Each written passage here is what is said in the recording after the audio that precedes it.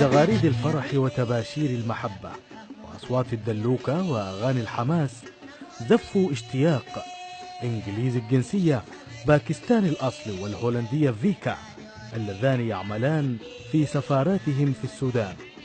ليس من الغريب دخول عادات الزواج السوداني عند الأجانب، ولكن عادة يكون أحد العروسين سوداني الجنسية والآخر أجنبي، ولكن هنا تختلف الحالة، وهذا ما لفت انتباه الجميع وأيضا التساؤل نحو ما الذي يدفع عروسين باحتفال ليلة العمر بتقاليد وعادات بلد غير بلدهم. فرحة وحماس العروسين أكبر جواب على هذا التساؤل الذي تقول فيه ملامح كل منهما فرحا، حبا، انتماء، احتراما لبلد احتضن حبهما الذي ولد في أرض النيلين في خضم السلك الدبلوماسي الذي ربطهما ببعضهم.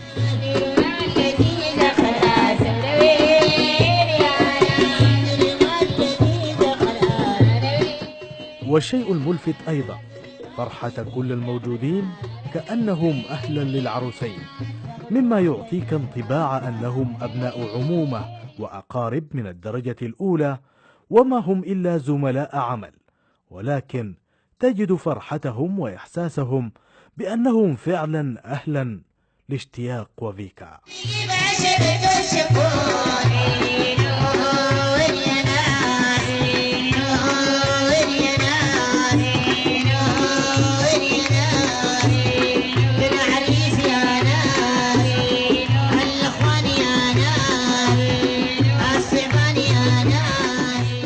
في مراسم الجرتك وفي أغلب الأحيان تعتلي كبيرات السن من الأسرتين بإلباس العروس غطاء الرأس المذهب والسبحة السوداء والحرير الأحمر على المعصم اليمين، ويضعن قليلا من عجينة العطر السوداني الأصيل الخمرة وسط شعر العروس قبل أن يجلس العريس قبالتها ليتبادل الحلوى والتمور ل7 مرات. وكل هذه المراسم تمت من أم صديق اشتياق. وفي نهاية الطقس يتراشق العريس وعروسه بالحليب وسط فرحة وتصفيق الحضور، ثم يرش العطر الفواح على الحضور الذين يشاركون في الغناء بصوت جماعي جميل، لتظهر العروس في زيها الأحمر اللافت وتتبادل الرقص بإيقاع وأغنيات مخصصة فقط لأمسية الجرتك. العريس طبعا باكستاني، لكن صاحب ولدي، وبدل ما يجيني يطلب مني انه لازم اجي اجرتك واعمل له الحرير.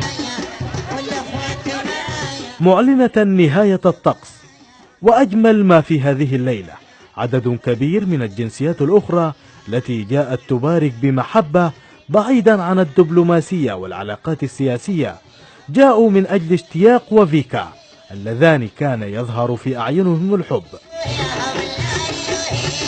وحرص العروسين على أن تكون مراسم الزواج سودانية جرتك، تعبيرا لمحبتهم لأرض السودان، وأن حبهما كان بين النيلين وبين شعب تعامل معهم بحب وطيبة جعلتهم أن ينتموا لهذا الوطن.